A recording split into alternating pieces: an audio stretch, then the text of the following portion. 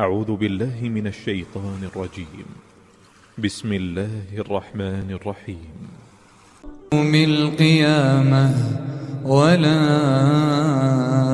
أقسم بالنفس اللوامة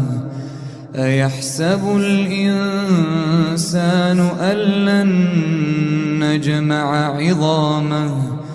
بلى قادرين على أن نسوي بنانه بل يريد الإنسان ليفجر أمامه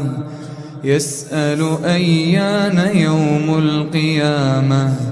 فإذا برق البصر وخسف القمر وجمع الشمس والقمر يقول الإنسان يومئذ أين المفر كلا لا وزر إلى ربك يومئذ المستقر ينبأ الإنسان يومئذ بما قدم وأخر بل الإنسان على نفسه بصيرا ولو ألقى معاذيره لا تحرك به لسانك لتعجل به إن علينا جمعه وقرآنه فإذا قرأناه فاتبع قرآنه ثم إن علينا بيانه كلا بل تحبون العاجلة وتذرون الآخرة وجوه يومئذ ناظرة إلى ربها ناظرة ووجوه يومئذ باسرة تظن أن يفعل بها فاقرة